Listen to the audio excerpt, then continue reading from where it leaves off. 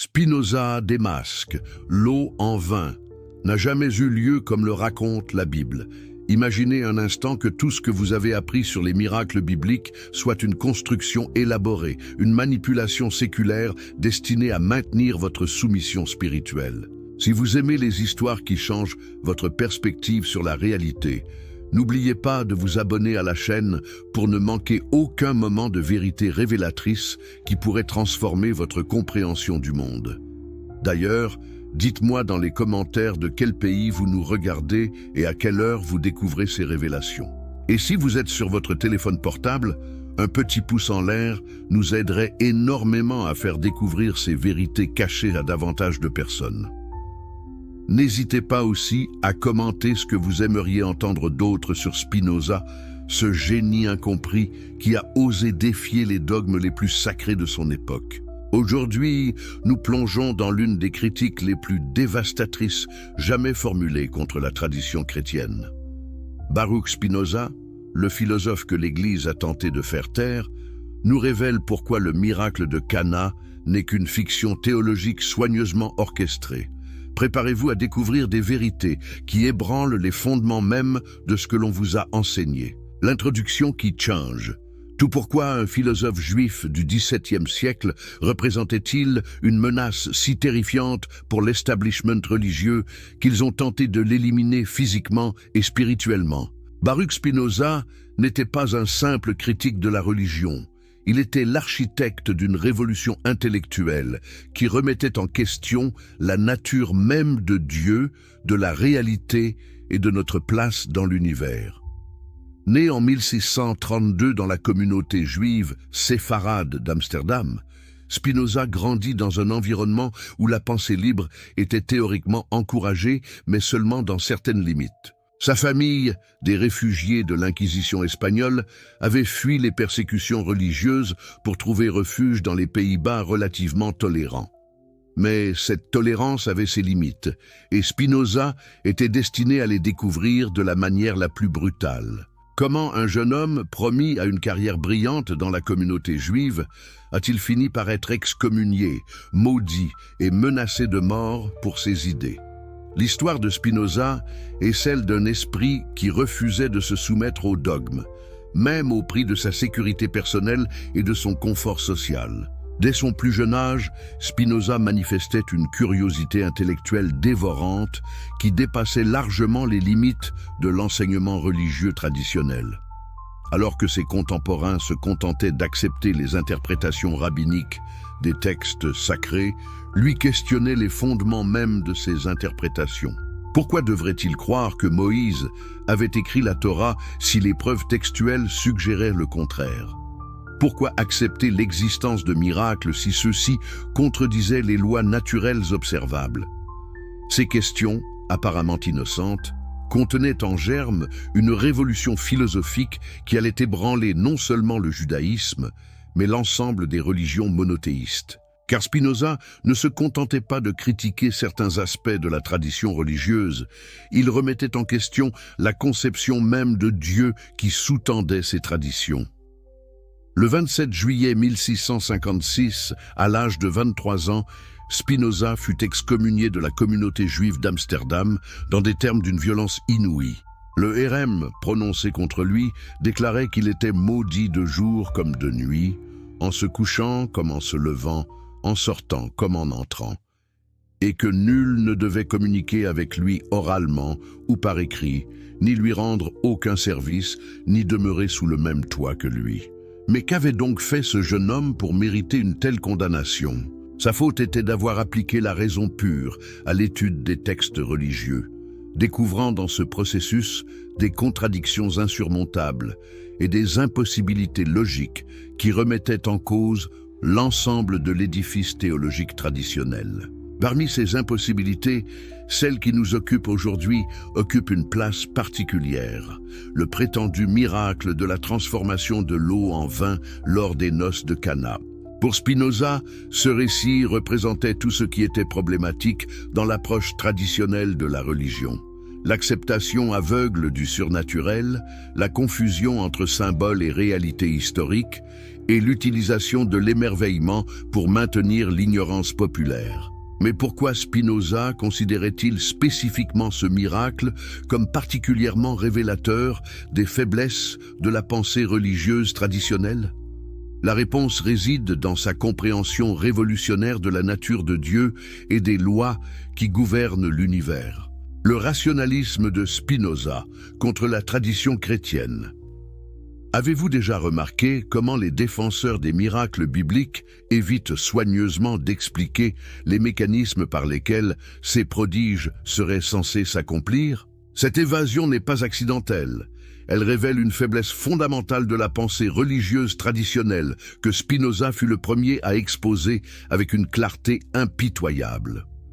Pour comprendre la critique spinozienne du miracle de Cana, nous devons d'abord saisir la révolution conceptuelle qu'il opéra dans notre compréhension de Dieu.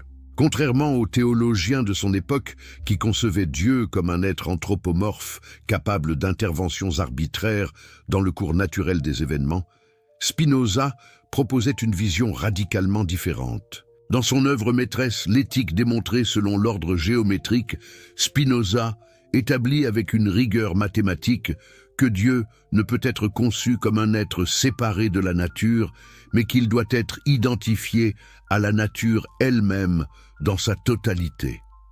Cette position, connue sous le nom de panthéisme spinozien, avait des implications révolutionnaires pour la compréhension des miracles. Si Dieu est identique à la nature et à ses lois, alors comment pourrait-il violer ces mêmes lois par des interventions miraculeuses?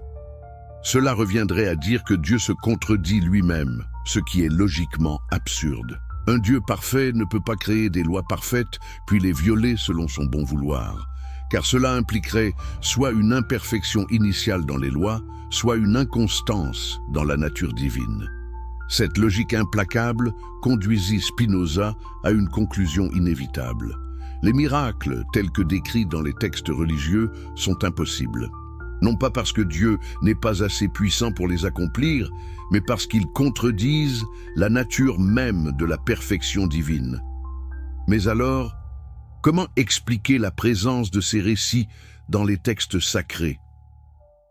Spinoza développa une approche critique révolutionnaire qui anticipait de plusieurs siècles les méthodes de l'exégèse biblique moderne. Dans son traité théologico-politique, publié anonymement en 1670, il proposa d'analyser les textes bibliques comme des documents historiques produits par des êtres humains dans des contextes culturels et politiques spécifiques.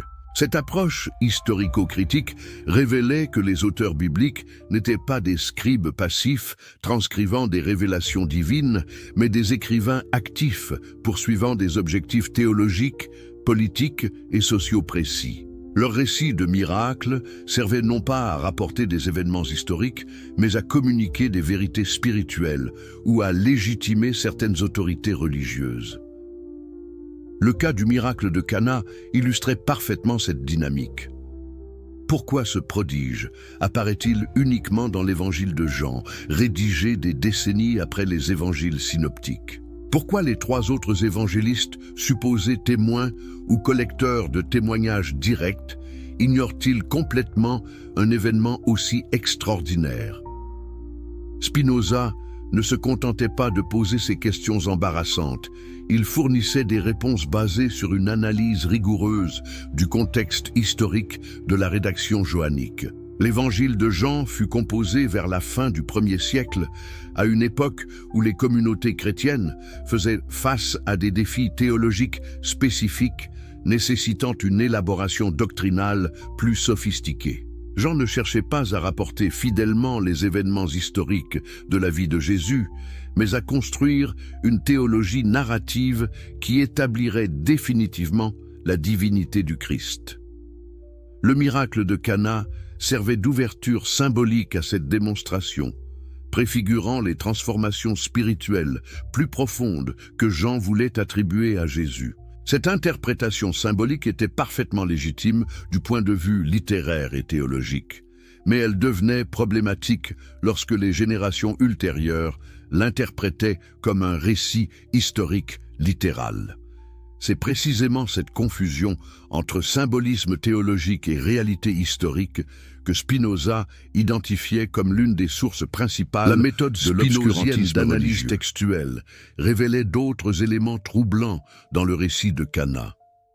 La quantité astronomique de vin produite, entre 450 et 680 litres selon les calculs basés sur la description des jarres de purification, dépassait largement les besoins d'une célébration de mariage villageoise. Cette exagération quantitative trahissait l'intention symbolique plutôt qu'historique du récit. De plus, la réaction étonnamment modérée des invités face à un miracle aussi spectaculaire soulevait des questions sur la vraisemblance psychologique du récit. Comment des témoins d'une transformation surnaturelle pouvaient-ils réagir avec tant de désinvolture ? Cette incohérence narrative renforçait l'hypothèse d'une construction littéraire délibérée. Spinoza identifiait également des incohérences chronologiques dans la séquence des événements rapportés. La mention du troisième jour au début du récit créait des difficultés de raccordement avec les épisodes précédents, suggérant une insertion éditoriale ultérieure plutôt qu'une narration continue basée sur des souvenirs authentiques. Ces observations techniques s'inscrivaient dans une critique plus large de la mentalité religieuse traditionnelle. Spinoza observait que l'acceptation non critique des miracles favorisait une attitude passive face à la connaissance, encourageant les fidèles à se contenter d'explications surnaturelles plutôt que de rechercher les causes naturelles des phénomènes observés. Cette passivité intellectuelle avait des conséquences sociales et politiques importantes. Les autorités religieuses utilisaient la croyance au miracle pour maintenir leur monopole sur l'interprétation de la réalité, décourageant l'investigation rationnelle indépendante qui pourrait remettre en question leur autorité. Spinoza proposait une alternative radicale, une religiosité basée sur la compréhension rationnelle de la nature plutôt que sur l'acceptation aveugle du surnaturel. Cette religiosité rationnelle ne niait pas l'existence de Dieu, mais la redéfinissait en termes compatibles avec les découvertes de la raison et de la science. Dans cette perspective, la véritable piété consistait non pas à croire aux miracles, mais à admirer l'ordre parfait et immuable des lois naturelles. La beauté et la complexité de l'univers révélaient mieux la grandeur divine que tous les prodiges rapportés dans les textes anciens. L'Évangile de Jean sous l'analyse critique. Spinozienne.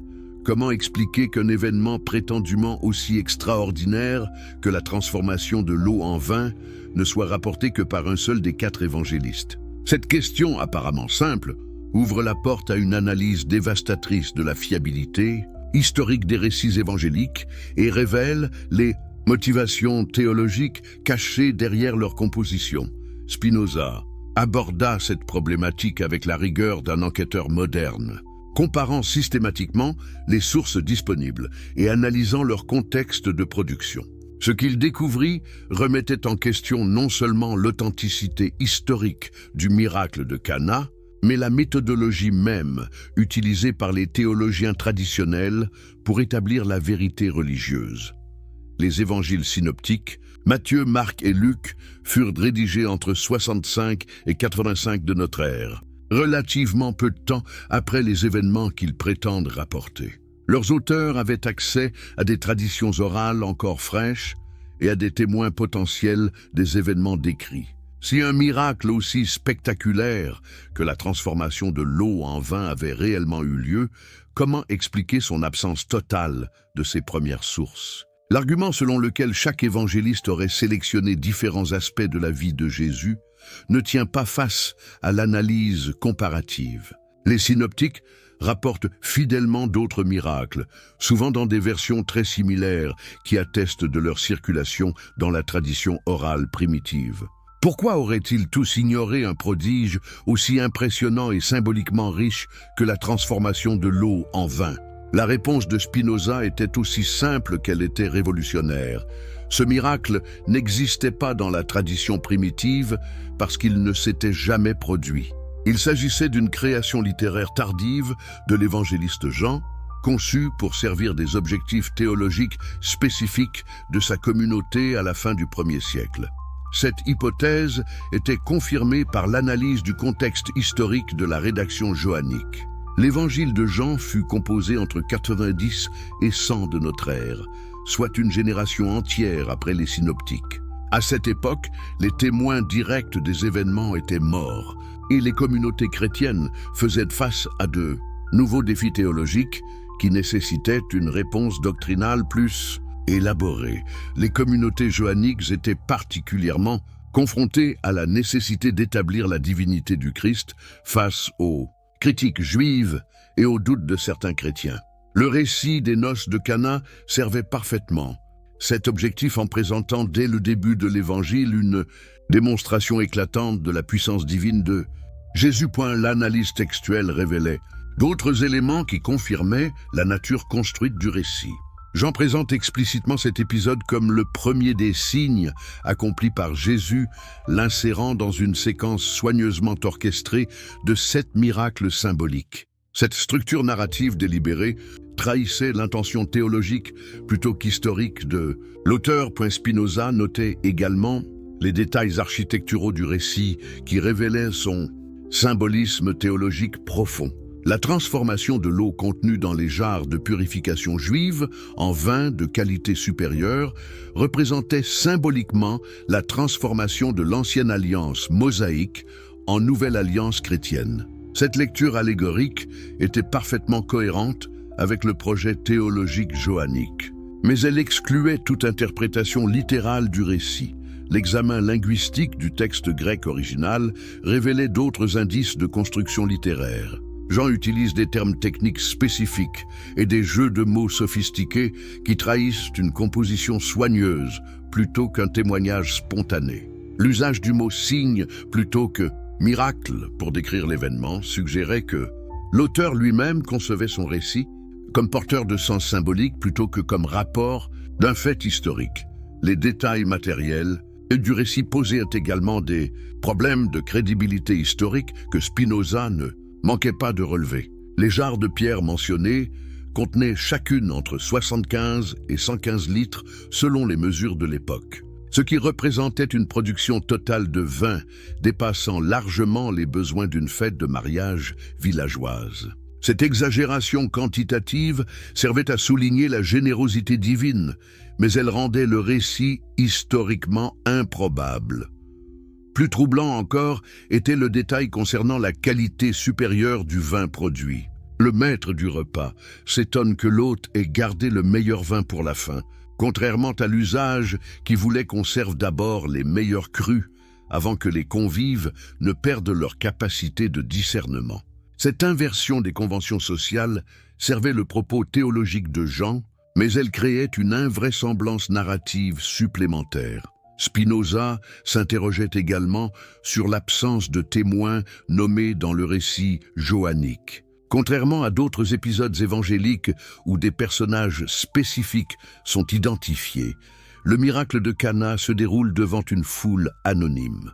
Cette anonymisation des témoins rendait impossible toute vérification ultérieure et suggérait une construction littéraire plutôt qu'un témoignage historique. L'analyse comparative avec les autres récits de miracles johanniques révélait des patterns narratifs récurrents qui confirmaient l'hypothèse d'une construction théologique délibérée. Jean organise ces signes selon une progression dramatique calculée, chacun préparant le suivant dans une démonstration cumulative de la divinité christique. Cette architecture narrative sophistiquée était incompatible avec la spontanéité caractéristique des témoignages historiques authentiques. La réaction des personnages du récit posait également des problèmes de vraisemblance psychologique. Comment des témoins d'une transformation surnaturelle pouvaient-ils réagir avec tant de modération? L'absence d'étonnement, de peur ou d'adoration de la part des convives suggérait que l'auteur était plus préoccupé par son message théologique que par la crédibilité psychologique de ses personnages. Spinoza identifiait dans cette construction narrative un exemple parfait de la confusion entre vérité théologique et réalité historique qui caractérisait la pensée religieuse traditionnelle. Jean avait créé une parabole narrative puissante pour communiquer des vérités spirituelles sur la nature du Christ. Mais les générations ultérieures avaient transformé cette parabole en récit historique littéral. Cette transformation était particulièrement problématique parce qu'elle obscurcissait le véritable message spirituel du récit johannique. En se concentrant sur l'aspect miraculeux de la transformation physique, les interprètes ultérieurs avaient perdu de vue la richesse symbolique du texte qui parlait de transformation spirituelle et de renouveau religieux. La méthode d'analyse spinozienne révélait ainsi comment une lecture rationnelle et historique des textes pouvait paradoxalement restaurer leur véritable profondeur spirituelle. En reconnaissant la nature symbolique du récit de Cana, on pouvait apprécier pleinement son génie littéraire et théologique sans se laisser distraire par des questions de plausibilité physique. Les lois naturelles, selon la philosophie spinozienne, pourquoi l'existence de miracles constituerait-elle en réalité une insulte à la perfection divine plutôt qu'une preuve de la toute-puissance de Dieu? Cette question paradoxale révèle l'une des intuitions les plus profondes de Spinoza sur la nature de la réalité et les implications logiques de la croyance en un Dieu parfait. Pour saisir la force de l'argument spinozien contre les miracles, nous devons comprendre sa conception révolutionnaire de la causalité divine. Contrairement aux théologiens traditionnels qui concevaient Dieu comme un agent externe manipulant la création selon sa volonté arbitraire, Spinoza proposait une vision dans laquelle Dieu s'exprime nécessairement à travers les lois naturelles immuables qui gouvernent l'univers. Dans cette perspective, les lois de la nature ne sont pas des contraintes que Dieu s'impose ou qu'il peut suspendre à volonté, mais l'expression directe de la nature divine elle-même. Violer ces lois reviendrait pour Dieu à se contredire, ce qui est logiquement impossible pour un être parfait et immuable. Cette compréhension transformait radicalement la signification des événements naturels. Chaque phénomène, depuis le mouvement des planètes jusqu'aux processus chimiques les plus complexes, révélait la sagesse divine s'exprimant à travers des lois parfaites et universelles. La régularité et la prévisibilité de ces lois témoignaient de la perfection divine, bien mieux que toute intervention arbitraire. Appliquée au cas spécifique de la transformation de l'eau en vin, cette logique révélait l'impossibilité absolue d'un tel événement. La composition moléculaire de l'eau H2O diffère fondamentalement de celle du vin, qui contient des centaines de composés organiques complexes, incluant l'éthanol, les tanins, les esters et de multiples substances aromatiques. Comment cette transformation radicale de la structure moléculaire pourrait-elle s'accomplir instantanément sans violer les lois fondamentales de la chimie? L'éthanol présent dans le vin résulte d'un processus de fermentation qui implique la conversion des sucres par des levures, un processus biochimique complexe qui nécessite du temps et des conditions spécifiques. Spinoza ne disposait pas de la connaissance moderne de la chimie moléculaire, mais son intuition philosophique l'amenait aux mêmes conclusions que confirmeraient plus tard les sciences expérimentales. Si Dieu avait voulu que l'eau devienne vin, il aurait créé des lois naturelles permettant cette transformation, et celles-ci se dérouleraient selon des processus observables et reproductibles. L'argument spinozien allait plus loin en révélant les implications théologiques troublantes de la croyance au miracle. Si Dieu intervient ponctuellement pour modifier le cours naturel des événements, cela implique soit qu'il n'avait pas prévu certaines circonstances lors de la création, soit qu'il avait créé des lois imparfaites nécessitant des corrections ultérieures. Cette vision d'un Dieu imprévoyant ou imparfait était inacceptable pour Spinoza, qui concevait la divinité comme absolument parfaite et omnisciente. Un Dieu véritablement parfait aurait créé dès l'origine un univers dont les lois permettraient l'accomplissement de tous ses desseins sans nécessité d'interventions ultérieures. De plus, la croyance au miracle impliquait une conception anthropomorphe de Dieu qui le réduisait à un magicien céleste manipulant la réalité selon ses caprices. Cette anthropomorphisation était non seulement philosophiquement naïve, mais théologiquement blasphématoire, car elle niait la transcendance véritable de la divinité. Spinoza identifiait dans cette anthropomorphisation une projection des limitations humaines sur la nature divine. Les êtres humains, contraints par leur finitude, ne peuvent agir que par intervention ponctuelle et modification successive de leur environnement. Attribuer ce mode d'action à Dieu revenait à nier sa perfection absolue et son infinité. L'analyse spinozienne révélait également comment la croyance au miracle entretenait une incompréhension fondamentale de la véritable grandeur divine. Au lieu d'admirer la sagesse infinie qui s'exprime à travers les lois naturelles universelles, les croyants se laissaient impressionner par des violations supposées de ces lois, manquant ainsi l'occasion de contempler la beauté véritable de l'ordre cosmique. Cette contemplation de l'ordre naturel constituait pour Spinoza la forme la plus élevée de l'expérience religieuse. Comprendre les lois qui gouvernent le mouvement des astres, les cycles biologiques ou les processus géologiques permettait d'accéder à une connaissance directe de la sagesse divine telle qu'elle s'exprime dans la création. Dans cette perspective, la science devenait une discipline profondément spirituelle, chaque découverte révélant un aspect supplémentaire de la perfection divine. Les scientifiques qui dévoilaient les lois naturelles accomplissaient un travail plus authentiquement religieux que les théologiens qui défendaient des dogmes irrationnels. Cette sanctification de la recherche scientifique avait des implications révolutionnaires pour la compréhension de la relation entre foi et raison. Au lieu d'opposer ces deux modalités de la connaissance, Spinoza montrait qu'elles convergeaient vers la même vérité fondamentale, la reconnaissance de l'ordre parfait qui gouverne l'univers. L'application de cette méthode au miracle de Cana révélait non seulement son impossibilité physique, mais aussi sa superfluité théologique. Si l'objectif était de révéler la divinité du Christ, les lois naturelles offraient des manifestations bien plus impressionnantes de la sagesse divine que toute violation miraculeuse de ces mêmes lois. La capacité humaine à comprendre ces lois, à prévoir leurs effets et à les utiliser pour transformer le monde témoignait d'une participation authentique à l'intelligence divine. Cette participation rationnelle constituait le véritable miracle, bien plus extraordinaire que toute transformation surnaturelle de substances physiques. Spinoza anticipait ainsi de plusieurs siècles les découvertes de la physique moderne qui révéleraient la beauté mathématique sous-jacente aux phénomènes naturels. L'harmonie des équations qui décrivent les forces fondamentales de l'univers manifeste une élégance qui dépasse infiniment tous les prodiges rapportés dans les textes anciens. Cette révélation transformait complètement la signification de l'émerveillement religieux. Au lieu de s'étonner de violations supposées des lois naturelles, l'âme religieuse devait s'émerveiller de la perfection même de ces lois et de notre capacité à les comprendre. Cette compréhension rationnelle constituait la véritable communion avec le divin.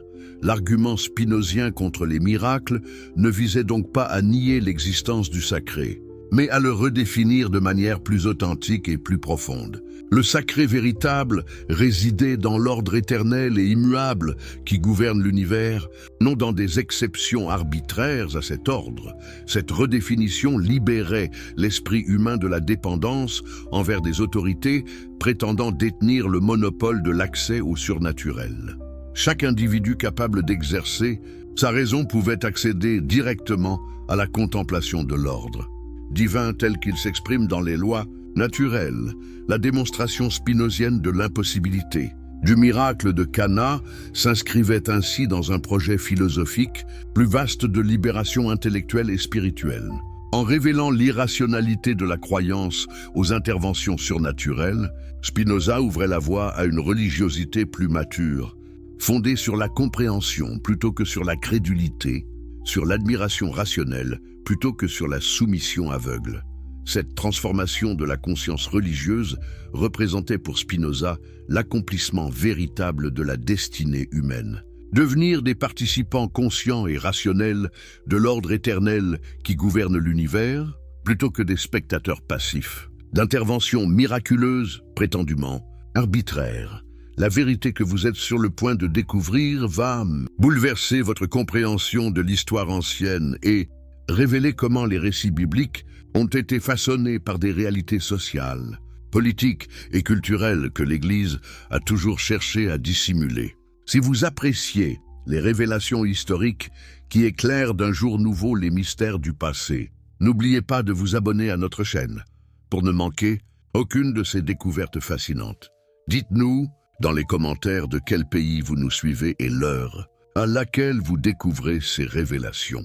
Et si vous regardez sur votre téléphone, un petit pouce en l'air nous aiderait énormément à partager ces vérités cachées avec le plus grand nombre.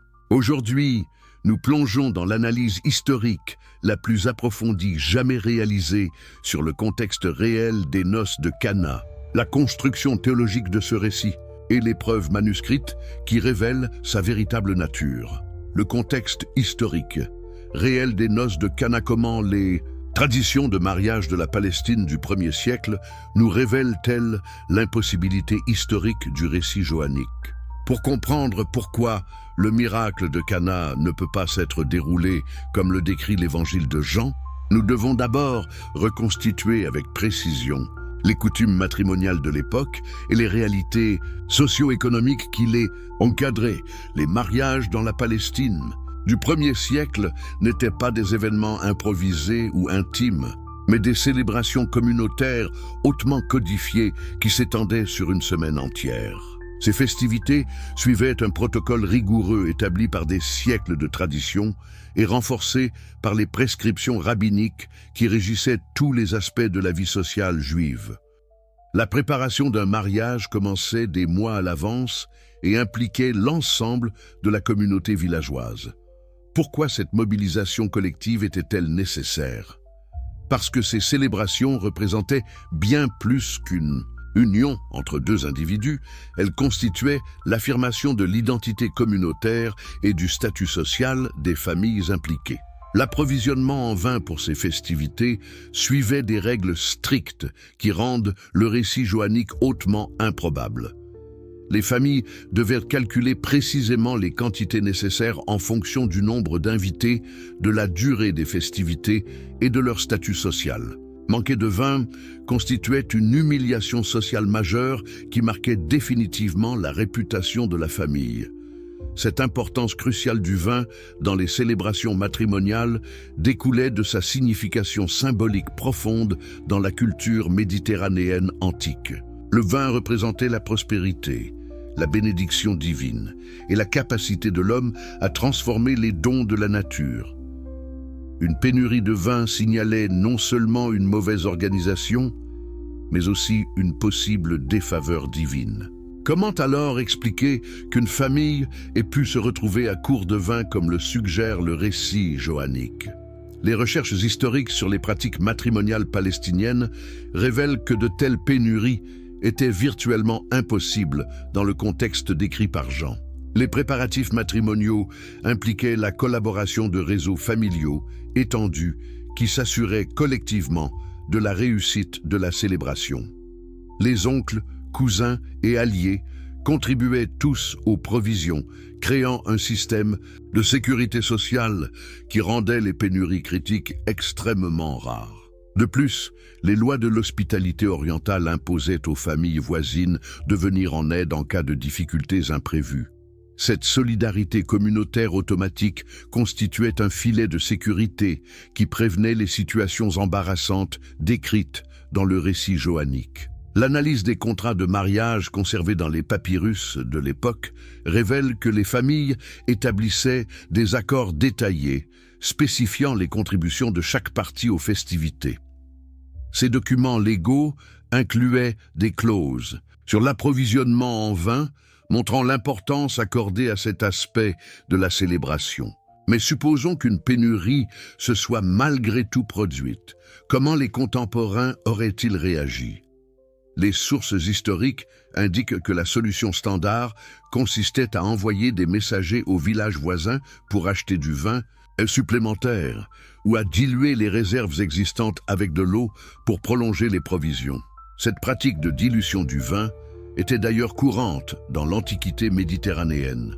Les auteurs grecs et romains mentionnent régulièrement des proportions de mélange vin-eau qui variait selon les circonstances et les préférences locales. Un vin pur était considéré comme trop fort et généralement réservé aux libations religieuses. Dans ce contexte, la remarque du maître du repas dans le récit johannique sur la qualité supérieure du vin, produit miraculeusement, devient particulièrement suspecte. Comment un convive expérimenté aurait-il pu ne pas reconnaître une différence aussi radicale entre l'eau et le vin, même de qualité exceptionnelle? Cette invraisemblance devient encore plus flagrante quand on considère les techniques de dégustation sophistiquée développées dans le monde méditerranéen antique. Les maîtres de maison de l'époque possédaient une expertise œnologique qui leur permettait de distinguer non seulement la qualité des vins, mais aussi leur provenance, leur âge et leurs conditions de conservation. L'archéologie nous révèle également des détails cruciaux sur l'organisation spatiale des célébrations matrimoniales qui contredisent le récit johannique. Les fouilles de sites palestiniens du 1er siècle montrent que les maisons disposaient de systèmes de stockage du vin sophistiqués, avec des jarres enterrées dans des caves fraîches pour maintenir la qualité des provisions. Ces installations permanentes de conservation rendent encore plus improbable la situation décrite par Jean, où la famille aurait dû recourir aux jarres de purification pour stocker du vin. Ces jarres, réservées aux ablutions rituelles, n'étaient jamais utilisées pour les boissons alimentaires, car cela aurait constitué une violation grave des lois de pureté rituelle. Cette confusion entre jarres de purification et récipients alimentaires révèle soit une méconnaissance des pratiques judaïques de la part de l'auteur johannique, soit une intention délibérée de créer un contraste symbolique entre purification rituelle et transformation spirituelle. L'analyse démographique des villages galiléens du 1er siècle apporte d'autres éléments contradictoires. Les estimations archéologiques suggèrent que Cana, si elle existait comme entité distincte, ne pouvait guère compter plus de quelques centaines d'habitants. Une célébration nécessitant 450 à 680 litres de vin aurait impliqué une participation qui dépassait largement la population locale. Cette disproportion quantitative soulève des questions sur la véracité du récit ou sur la compréhension qu'en avait l'auteur johannique. Soit l'événement décrit n'a jamais eu lieu, soit Jean a dramatiquement exagéré certains détails pour servir ses objectifs théologiques. Les sources rabbiniques contemporaines nous renseignent également sur les protocoles précis qui régissaient la distribution du vin pendant les célébrations matrimoniales. Ces règles établissaient un ordre de service basé sur l'âge, le statut social et les liens familiaux. Le remplacement soudain des provisions par un vin de source inconnue aurait créé des complications protocolaires majeures. Comment les responsables de la célébration auraient-ils expliqué cette modification de dernière minute aux invités? Les convenances sociales de l'époque exigeaient que tout changement dans le service soit annoncé et justifié, particulièrement quand il concernait des éléments aussi symboliquement chargés que le vin. L'absence de toute mention de ces réactions protocolaires dans le récit johannique suggère soit une méconnaissance des usages sociaux de l'époque, soit une construction narrative qui privilégie l'effet théologique sur la vraisemblance historique. Les études sur les réseaux commerciaux de la Palestine antique révèlent d'autres aspects problématiques du récit. Le vin de qualité supérieure, mentionné par le maître du repas, provenait généralement de régions viticoles spécialisées et circulait à travers des réseaux de distribution établis. L'apparition soudaine d'un tel vin sans origine commerciale identifiable aurait suscité des questions sur sa provenance. Cette problématique économique s'inscrit dans un contexte plus large de contrôle fiscal romain sur la production et la distribution d'alcool. Les autorités impériales taxaient lourdement le commerce du vin, et l'apparition de quantités importantes de vin non déclarés aurait attiré l'attention des collecteurs d'impôts. Comment expliquer que ce miracle présumé n'ait laissé aucune trace dans les archives fiscales romaines ou dans les chroniques administratives locales? un événement impliquant une production spontanée de plusieurs centaines de litres de vin aurait nécessairement eu des répercussions économiques observables. L'analyse des techniques viticoles de l'époque apporte également des éléments éclairants. La viticulture palestinienne du 1er siècle utilisait des méthodes de fermentation qui nécessitaient des semaines ou des mois pour produire un vin de qualité. Ces processus biologiques complexes ne pouvaient être contournés par aucune intervention, miraculeuse ou non. La transformation instantanée d'eau en vin aurait nécessité non seulement la création des composés chimiques appropriés, mais aussi la simulation de processus de vieillissement qui donnent au vin ses caractéristiques organoleptiques distinctives. Cette complexité biochimique rend le miracle décrit non seulement improbable, mais conceptuellement incohérent. La construction théologique révélée. Pourquoi l'auteur de l'Évangile de Jean a-t-il choisi précisément le symbolisme de la transformation de l'eau en vin pour ouvrir sa démonstration de la divinité christique? Cette question nous mène au cœur de la stratégie narrative joannique et révèle comment les premières communautés chrétiennes construisaient leur doctrine à travers des récits symboliques sophistiqués. L'Évangile de Jean ne fut pas rédigé dans un vide théologique, mais en réponse à des défis doctrinaux spécifiques que rencontraient les communautés chrétiennes de la fin du 1er siècle.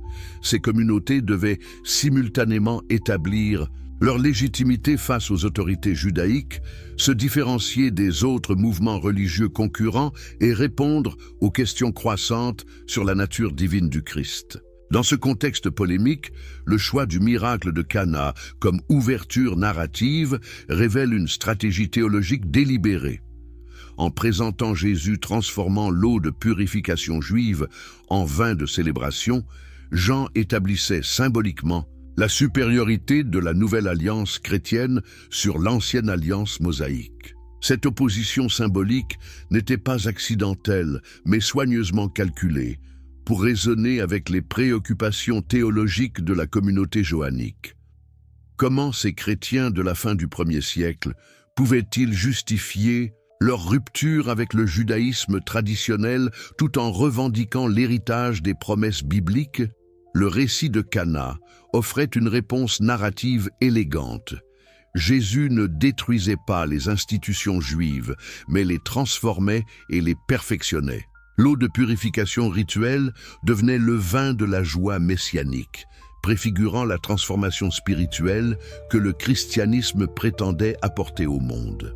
Cette lecture symbolique était renforcée par la structure narrative sophistiquée que Jean développait tout au long de son évangile. Le miracle de Cana constituait le premier d'une série de 7 signes, soigneusement orchestrés pour démontrer progressivement la divinité du Christ. Pourquoi précisément 7 signes? Ce nombre n'était pas choisi au hasard, mais référait à la symbolique biblique de la perfection et de l'accomplissement divin.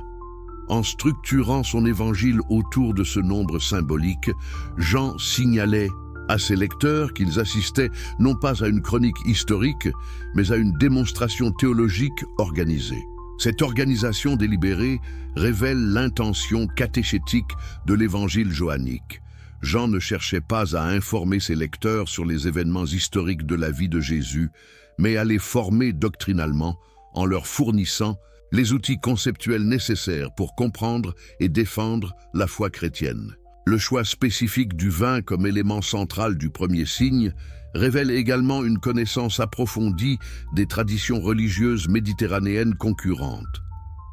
Dans les cultes à mystère grec et romain, le vin jouait un rôle central comme symbole de transformation spirituelle et de communion divine. En attribuant à Jésus le pouvoir de créer miraculeusement du vin, Jean établissait implicitement sa supériorité sur les divinités païennes comme Dionysos ou Bacchus, traditionnellement associées à cette boisson. Cette stratégie apologétique visait à attirer les convertis du paganisme en montrant que le Christ surpassait leurs anciennes divinités. L'analyse des parallèles littéraires révèle d'autres sources d'inspiration pour le récit joannique. Les traditions juives contenaient déjà des récits de transformations miraculeuses liées aux prophètes, comme la multiplication d'huile par Élisée ou la purification des eaux amères par Moïse. Jean adaptait ces modèles narratifs traditionnels en les amplifiant et en les réorientant vers sa démonstration christologique. Le miracle de Cana dépassait quantitativement et qualitativement les prodiges attribués aux anciens prophètes, établissant la supériorité messianique de Jésus. Cette stratégie de surenchère miraculeuse répondait aux besoins apologétiques des communautés chrétiennes en compétition avec d'autres mouvements religieux. Comment prouver que Jésus était plus qu'un simple prophète ou thaumaturge ?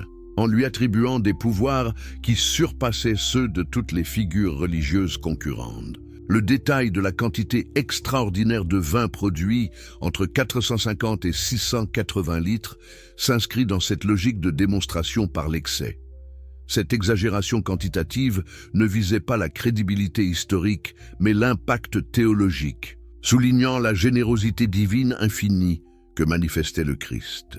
L'insertion du récit dans le contexte d'une célébration matrimoniale révèle d'autres dimensions symboliques sophistiquées. Dans la tradition biblique, l'alliance entre Dieu et son peuple était fréquemment décrite en termes matrimoniaux. Le miracle de Cana préfigurait ainsi l'union spirituelle entre le Christ et l'Église. Cette symbolique nuptiale était particulièrement pertinente pour les communautés joanniques qui développaient une ecclésiologie basée sur l'intimité spirituelle entre le Christ et ses disciples. Le vin de Cana anticipait le vin eucharistique qui scellerait cette union mystique. L'analyse de la chronologie narrative révèle d'autres indices de construction théologique délibérée. Jean place le miracle le 3e jour.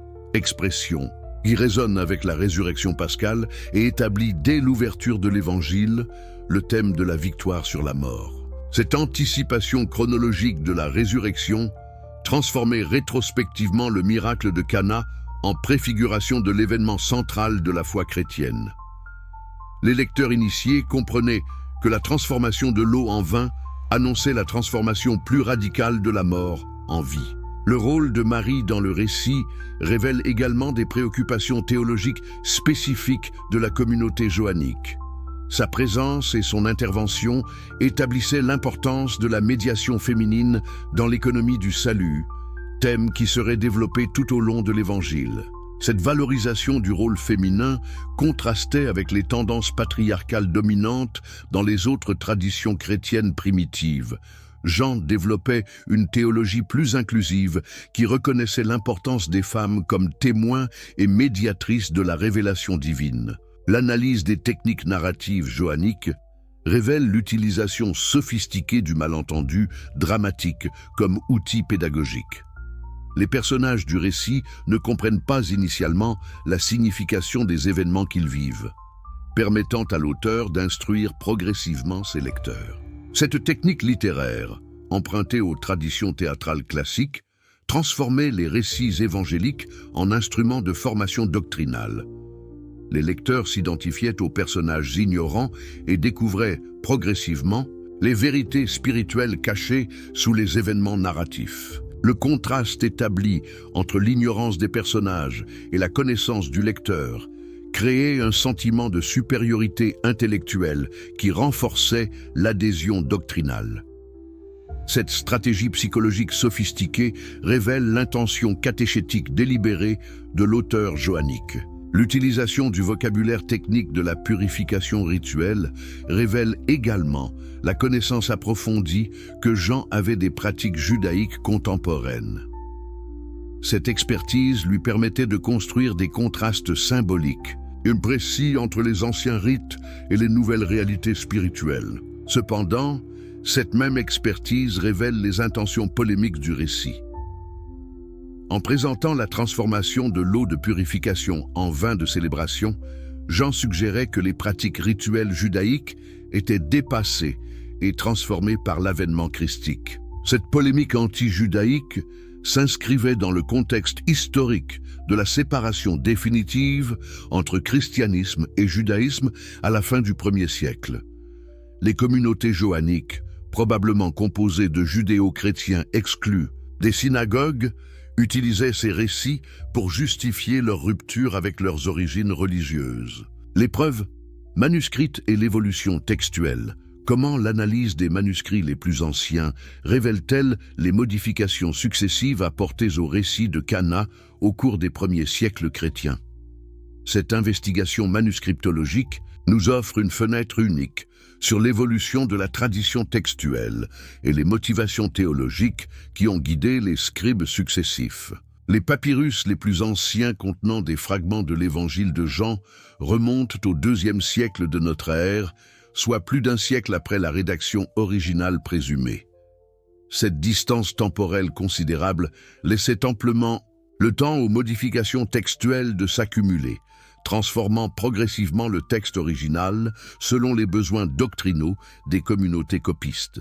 Le papyrus Bodmer II, datant approximativement de 200 de notre ère, constitue l'un des témoins les plus anciens et les plus complets du récit de Cana.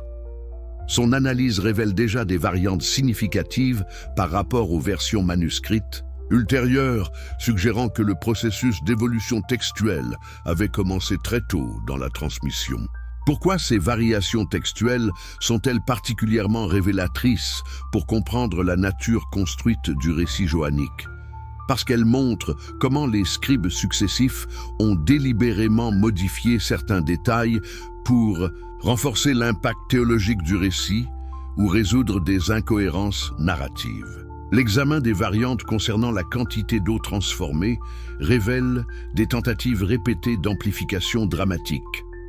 Certains manuscrits tardifs augmentent le nombre de jarres ou leur capacité, multipliant ainsi l'impact quantitatif du miracle. Cette escalade textuelle trahit l'intention d'impressionner plutôt que de rapporter fidèlement.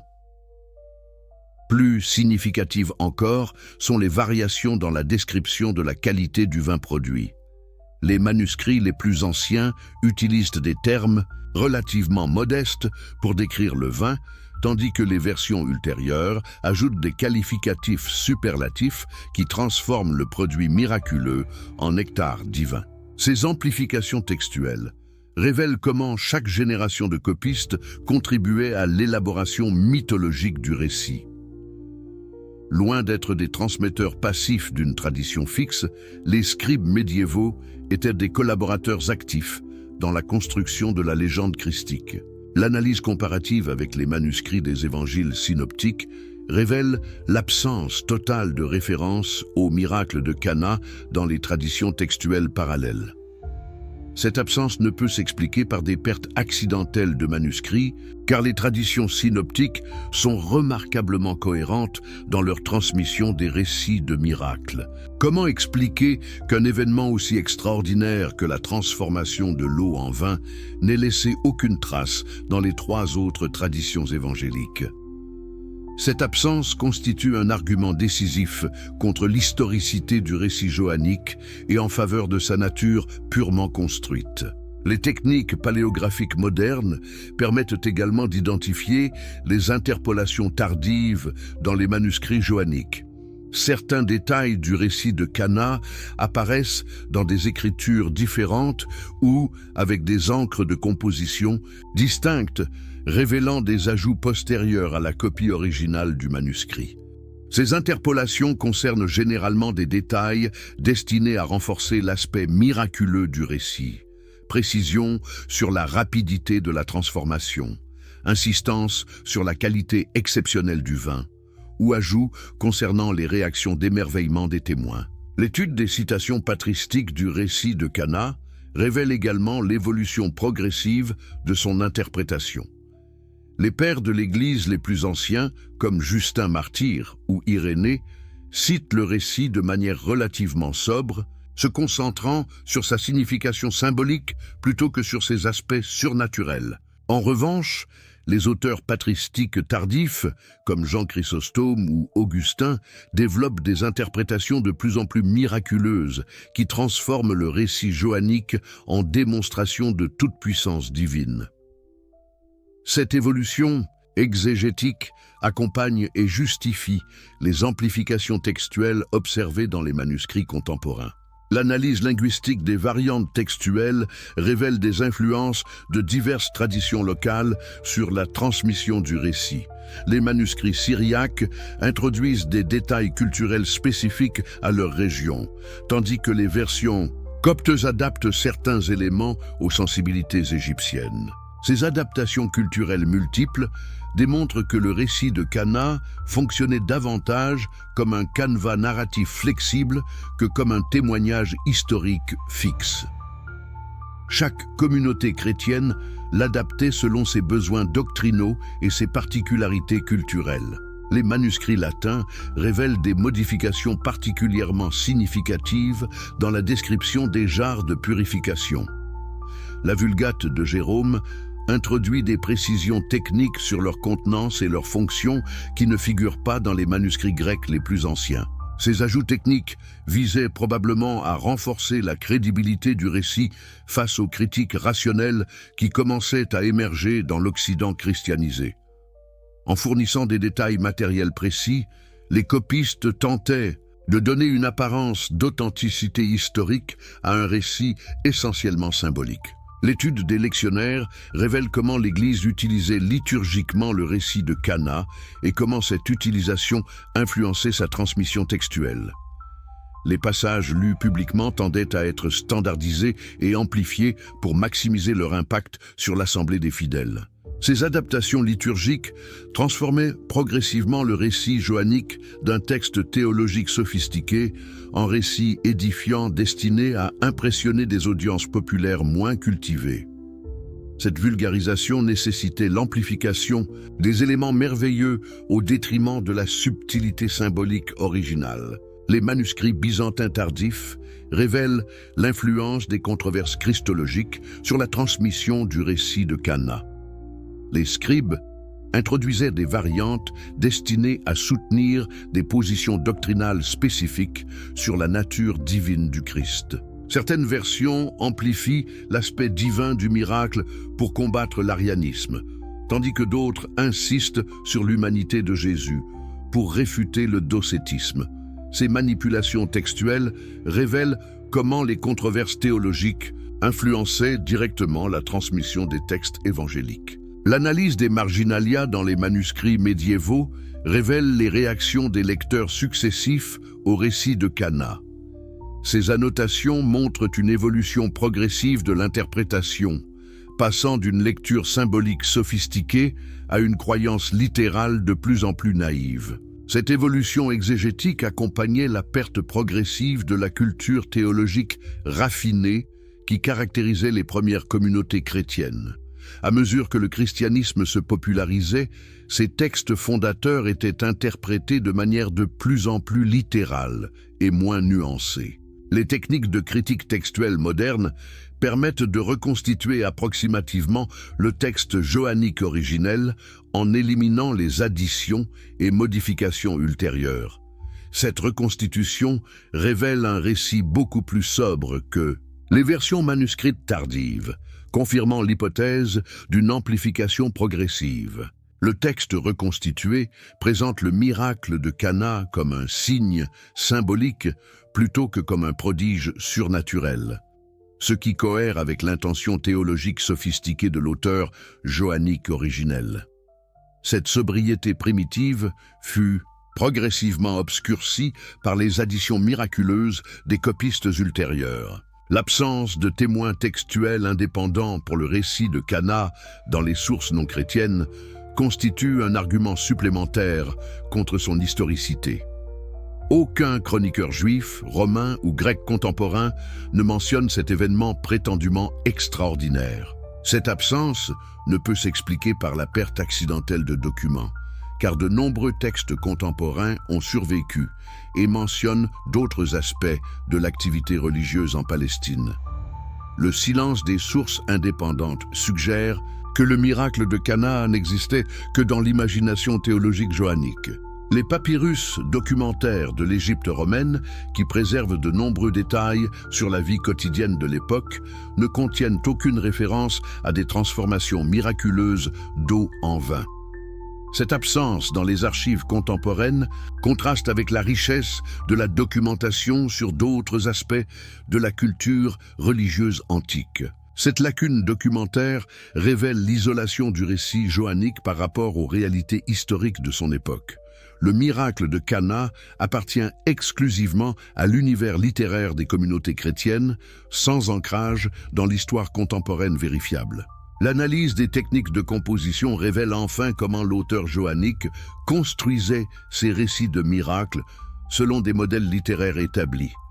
Le récit de Cana suit un schéma narratif classique qui se retrouve dans d'autres signes johanniques, révélant une intention constructive délibérée.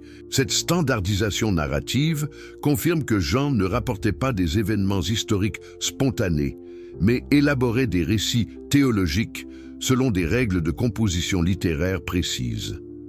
Le miracle de Cana était donc dès l'origine une construction narrative au service d'objectifs doctrinaux spécifiques. Cette démonstration manuscriptologique complète l'analyse philosophique spinozienne en révélant comment l'impossible logique devient également l'improbable historique. Les preuves textuelles rejoignent les arguments rationnels pour établir définitivement la nature fictionnelle du miracle de Cana et révéler les mécanismes de construction mythologique qui caractérisent les origines du christianisme.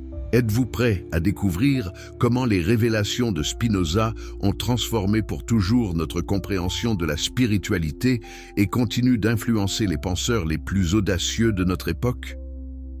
Si vous passionnez pour les découvertes qui révolutionnent notre vision du monde et libèrent l'esprit humain des dogmes ancestraux, n'hésitez pas à vous abonner à notre chaîne pour ne manquer aucune de ces révélations transformatrices.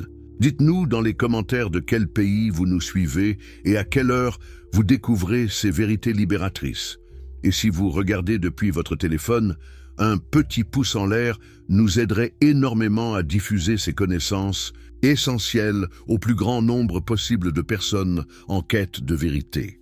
Aujourd'hui, nous explorons l'héritage révolutionnaire de la pensée spinozienne et ses implications profondes pour l'humanité contemporaine. Les implications philosophiques révolutionnaires de la critique spinozienne. Comment la démolition rationnelle du miracle de Cana par Spinoza a-t-elle ouvert la voie à une révolution intellectuelle qui continue de transformer notre compréhension de la réalité, de la spiritualité et de la condition humaine? Cette question nous amène au cœur des implications les plus profondes et les plus subversives de la philosophie spinozienne, qui ne se contentait pas de critiquer des récits religieux particuliers, mais remettait en question les fondements mêmes de la pensée occidentale. Lorsque Spinoza démontrait l'impossibilité logique de la transformation de l'eau en vin, il ne s'attaquait pas seulement à un miracle spécifique, mais à toute une conception du monde basée sur l'intervention arbitraire du surnaturel dans l'ordre naturel. Cette critique inaugurait une nouvelle ère de la pensée humaine, celle de la modernité rationnelle qui allait transformer radicalement notre rapport au savoir, à l'autorité et à l'existence elle-même. Pourquoi cette révolution intellectuelle était-elle si dangereuse pour les pouvoirs établis de l'époque? Parce qu'elle sapait les fondements de toute autorité basée sur la prétention d'accès privilégié au surnaturel. Si les miracles étaient impossibles, alors les prêtres, les prophètes et les rois de droit divin perdaient leur légitimité transcendante et devenaient de simples mortels soumis aux mêmes lois rationnelles que le commun des hommes. Cette démocratisation radicale de l'accès à la vérité constituait l'aspect le plus révolutionnaire de la pensée spinozienne. En établissant que la raison humaine était capable de comprendre les lois divines telles qu'elles s'expriment dans la nature, Spinoza rendait obsolète toute médiation institutionnelle dans la relation entre l'individu et l'absolu. La préparation d'un mariage commençait des mois à l'avance et impliquait l'ensemble de la communauté villageoise. Pourquoi cette mobilisation collective était-elle nécessaire? Parce que ces célébrations représentaient bien plus qu'une Union entre deux individus, elle constituait l'affirmation de l'identité communautaire et du statut social des familles impliquées. L'approvisionnement en vin pour ces festivités suivait des règles strictes qui rendent le récit johannique hautement improbable. Les familles devaient calculer précisément les quantités nécessaires en fonction du nombre d'invités, de la durée des festivités et de leur statut social. Manquer de vin constituait une humiliation sociale majeure qui marquait définitivement la réputation de la famille. Cette importance cruciale du vin dans les célébrations matrimoniales découlait de sa signification symbolique profonde dans la culture méditerranéenne antique. Le vin représentait la prospérité, la bénédiction divine et la capacité de l'homme à transformer les dons de la nature. Une pénurie de vin signalait non seulement une mauvaise organisation, mais aussi une possible défaveur divine. Comment alors expliquer qu'une famille ait pu se retrouver à court de vin comme le suggère le récit johannique? Les recherches historiques sur les pratiques matrimoniales palestiniennes révèlent que de telles pénuries étaient virtuellement impossibles dans le contexte décrit par Jean. Les préparatifs matrimoniaux impliquaient la collaboration de réseaux familiaux étendus qui s'assuraient collectivement de la réussite de la célébration. Les oncles, cousins et alliés contribuaient tous aux provisions, créant un système de sécurité sociale qui rendait les pénuries critiques extrêmement rares. De plus, les lois de l'hospitalité orientale imposaient aux familles voisines de venir en aide en cas de difficultés imprévues. Cette solidarité communautaire automatique constituait un filet de sécurité qui prévenait les situations embarrassantes décrites dans le récit johannique. L'analyse des contrats de mariage conservés dans les papyrus de l'époque révèle que les familles établissaient des accords détaillés spécifiant les contributions de chaque partie aux festivités. Ces documents légaux incluaient des clauses sur l'approvisionnement en vin, montrant l'importance accordée à cet aspect de la célébration. Mais supposons qu'une pénurie se soit malgré tout produite. Comment les contemporains auraient-ils réagi?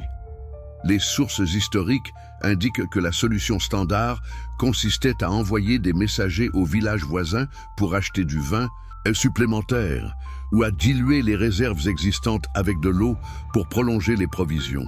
Cette pratique de dilution du vin était d'ailleurs courante dans l'Antiquité méditerranéenne. Les auteurs grecs et romains mentionnent régulièrement des proportions de mélange vin-eau qui variaient selon les circonstances et les préférences locales. Un vin pur était considéré comme trop fort et généralement réservé aux libations religieuses. Dans ce contexte, la remarque du maître du repas dans le récit johannique sur la qualité supérieure du vin produit miraculeusement devient particulièrement suspecte. Comment un convive expérimenté aurait-il pu ne pas reconnaître une différence aussi radicale entre l'eau et le vin, même de qualité exceptionnelle? Cette invraisemblance devient encore plus flagrante quand on considère les techniques de dégustation sophistiquée développées dans le monde méditerranéen antique. Les maîtres de maison de l'époque possédaient une expertise œnologique qui leur permettait de distinguer non seulement la qualité des vins, mais aussi leur provenance, leur âge et leurs conditions de conservation. L'archéologie nous révèle également des détails cruciaux sur l'organisation spatiale des célébrations matrimoniales qui contredisent le récit johannique. Les fouilles de sites palestiniens du 1er siècle montrent que les maisons disposaient de systèmes de stockage du vin sophistiqués, avec des jarres enterrées dans des caves fraîches pour maintenir la qualité des provisions. Ces installations permanentes de conservation rendent encore plus improbable la situation décrite par Jean, où la famille aurait dû recourir aux jarres de purification pour stocker du vin. Ces jarres, réservées aux ablutions rituelles, n'étaient jamais utilisées pour les boissons alimentaires, car cela aurait constitué une violation grave des lois de pureté rituelle.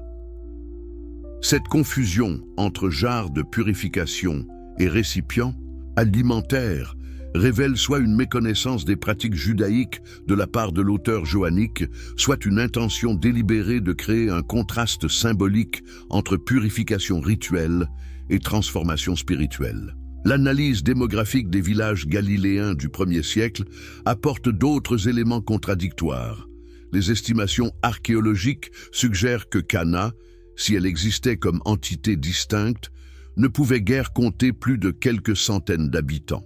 Une célébration nécessitant 450 à 680 litres de vin aurait impliqué une participation qui dépassait largement la population locale. Cette disproportion quantitative soulève des questions sur la véracité du récit ou sur la compréhension qu'en avait l'auteur johannique. Soit l'événement décrit n'a jamais eu lieu, soit Jean a dramatiquement exagéré certains détails pour servir ses objectifs théologiques.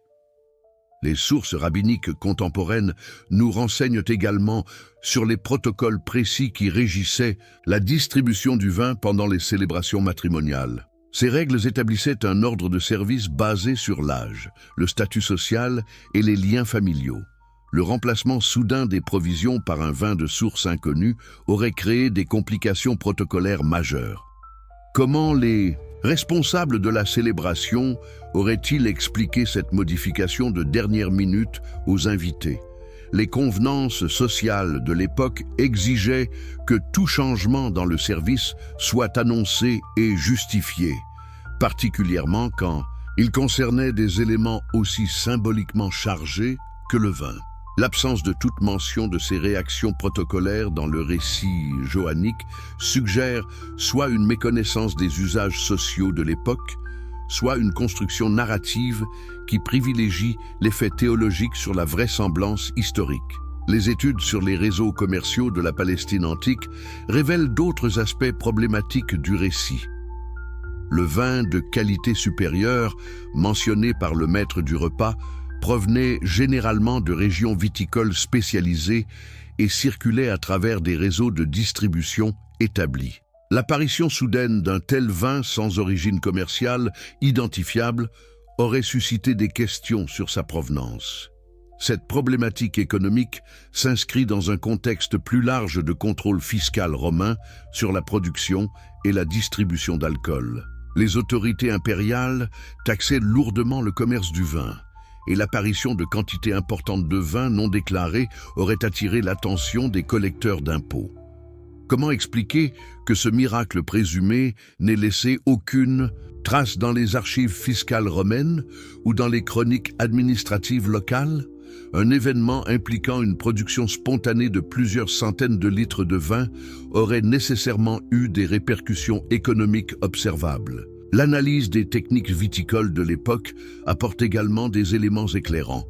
La viticulture palestinienne du 1er siècle utilisait des méthodes de fermentation qui nécessitaient des semaines ou des mois pour produire un vin de qualité. Ces processus biologiques complexes ne pouvaient être contournés par aucune intervention, miraculeuse ou non. La transformation instantanée d'eau en vin aurait nécessité non seulement la création des composés chimiques appropriés, mais aussi la simulation de processus de vieillissement qui donnent au vin ses caractéristiques organoleptiques distinctives. Cette complexité biochimique rend le miracle décrit non seulement improbable, mais conceptuellement incohérent. La construction théologique révélée. Pourquoi l'auteur de l'évangile de Jean a-t-il choisi précisément le symbolisme de la transformation de l'eau en vin pour ouvrir sa démonstration de la divinité christique? Cette question nous mène au cœur de la stratégie narrative johannique et révèle comment les premières communautés chrétiennes construisaient leur doctrine à travers des récits symboliques sophistiqués. L'évangile de Jean ne fut pas rédigé dans un vide théologique, mais en réponse à des défis doctrinaux spécifiques que rencontraient les communautés chrétiennes de la fin du 1er siècle.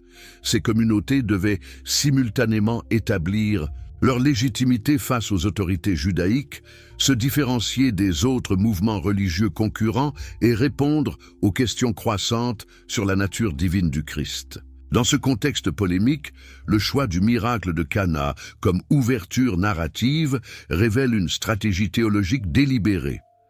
en présentant Jésus transformant l'eau de purification juive en vin de célébration, Jean établissait symboliquement la supériorité de la nouvelle alliance chrétienne sur l'ancienne alliance mosaïque. Cette opposition symbolique n'était pas accidentelle, mais soigneusement calculée, pour résonner avec les préoccupations théologiques de la communauté johannique. Comment ces chrétiens de la fin du 1er siècle pouvaient-ils justifier leur rupture avec le judaïsme traditionnel tout en revendiquant l'héritage des promesses bibliques? Le récit de Cana offrait une réponse narrative élégante. Jésus ne détruisait pas les institutions juives, mais les transformait et les perfectionnait. L'eau de purification rituelle devenait le vin de la joie messianique, préfigurant la transformation spirituelle que le christianisme prétendait apporter au monde. Cette lecture symbolique était renforcée par la structure narrative sophistiquée que Jean développait tout au long de son évangile. Le miracle de Cana constituait le premier d'une série de 7 signes, soigneusement orchestrés pour démontrer progressivement la divinité du Christ. Pourquoi précisément 7 signes? Ce nombre n'était pas choisi au hasard, mais référait à la symbolique biblique de la perfection et de l'accomplissement divin. En structurant son évangile autour de ce nombre symbolique, Jean signalait à ses lecteurs qu'ils assistaient non pas à une chronique historique, mais à une démonstration théologique organisée. Cette organisation délibérée révèle l'intention catéchétique de l'évangile johannique. Jean ne cherchait pas à informer ses lecteurs sur les événements historiques de la vie de Jésus, mais à les former doctrinalement en leur fournissant les outils conceptuels nécessaires pour comprendre et défendre la foi chrétienne. Le choix spécifique du vin comme élément central du premier signe révèle également une connaissance approfondie des traditions religieuses méditerranéennes concurrentes. Dans les cultes à mystère grec et romain, le vin jouait un rôle central comme symbole de transformation spirituelle et de communion divine. En attribuant à Jésus le pouvoir de créer miraculeusement du vin, Jean établissait implicitement sa supériorité sur les divinités païennes comme Dionysos ou Bacchus, traditionnellement associées à cette boisson. Cette stratégie apologétique visait à attirer les convertis du paganisme en montrant que le Christ surpassait leurs anciennes divinités. L'analyse des parallèles littéraires révèle d'autres sources d'inspiration pour le récit johannique. Les traditions juives contenaient déjà des récits de transformations miraculeuses liées aux prophètes, comme la multiplication d'huile par Élisée ou la purification des eaux amères par Moïse. Jean adaptait ces modèles narratifs traditionnels en les amplifiant et en les réorientant vers sa démonstration christologique. Le miracle de Cana dépassait quantitativement et qualitativement les prodiges attribués aux anciens prophètes, établissant la supériorité messianique de Jésus. Cette stratégie de surenchère miraculeuse répondait aux besoins apologétiques des communautés chrétiennes en compétition avec d'autres mouvements religieux. Comment prouver que Jésus était plus qu'un simple prophète ou thaumaturge?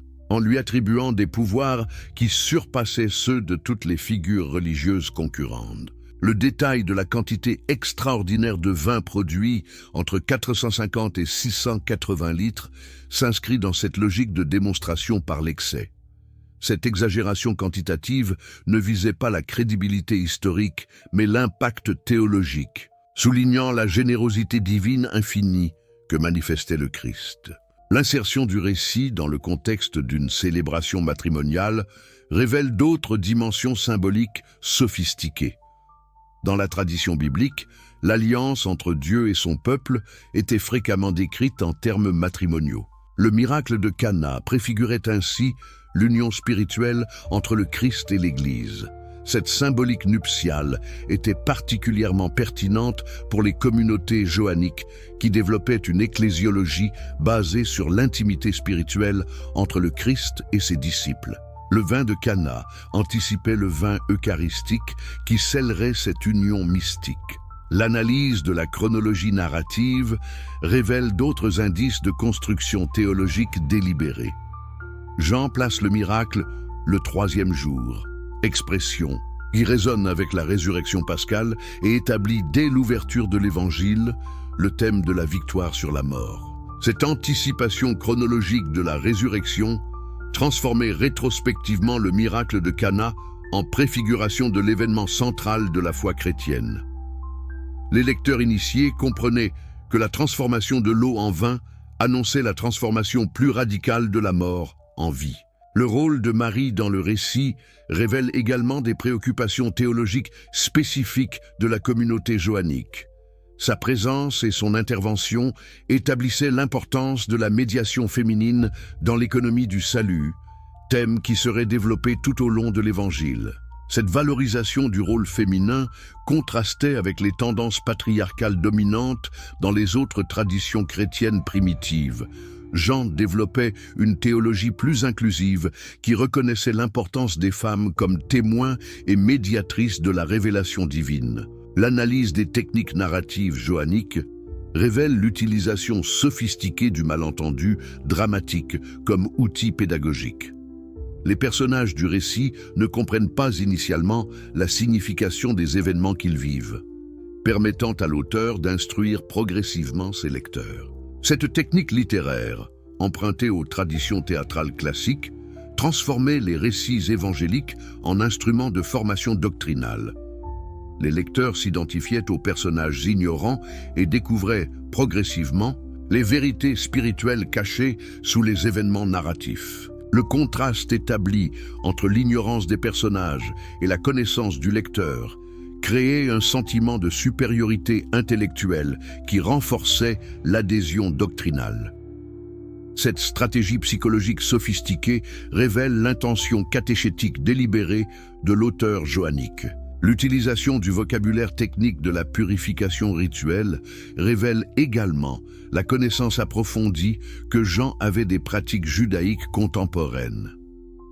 Cette expertise lui permettait de construire des contrastes symboliques, imprécis entre les anciens rites et les nouvelles réalités spirituelles. Cependant, cette même expertise révèle les intentions polémiques du récit. En présentant la transformation de l'eau de purification en vin de célébration, Jean suggérait que les pratiques rituelles judaïques étaient dépassées et transformées par l'avènement christique. Cette polémique anti-judaïque s'inscrivait dans le contexte historique de la séparation définitive entre christianisme et judaïsme à la fin du 1er siècle. Les communautés johanniques, probablement composées de judéo-chrétiens exclus des synagogues, utilisaient ces récits pour justifier leur rupture avec leurs origines religieuses. Les preuves manuscrites et l'évolution textuelle. Comment l'analyse des manuscrits les plus anciens révèle-t-elle les modifications successives apportées au récit de Cana au cours des premiers siècles chrétiens? Cette investigation manuscriptologique nous offre une fenêtre unique sur l'évolution de la tradition textuelle et les motivations théologiques qui ont guidé les scribes successifs. Les papyrus les plus anciens contenant des fragments de l'évangile de Jean remontent au IIe siècle de notre ère, soit plus d'un siècle après la rédaction originale présumée.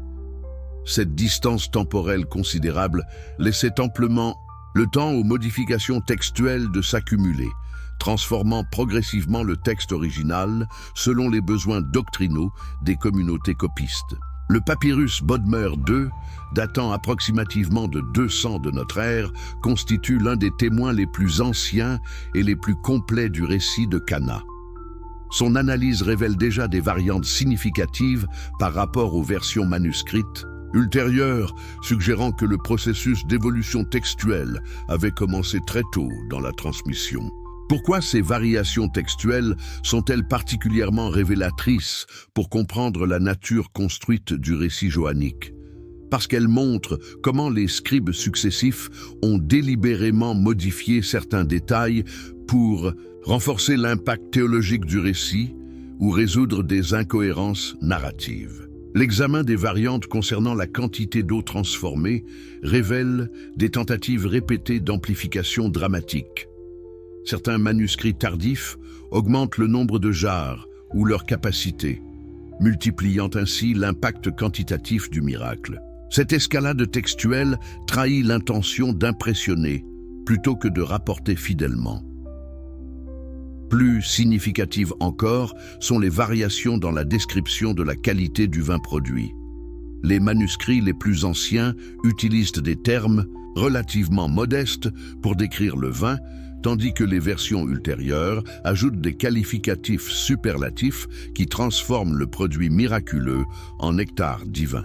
Ces amplifications textuelles révèlent comment chaque génération de copistes contribuait à l'élaboration mythologique du récit. Loin d'être des transmetteurs passifs d'une tradition fixe, les scribes médiévaux étaient des collaborateurs actifs dans la construction de la légende christique. L'analyse comparative avec les manuscrits des évangiles synoptiques révèle l'absence totale de référence au miracle de Cana dans les traditions textuelles parallèles.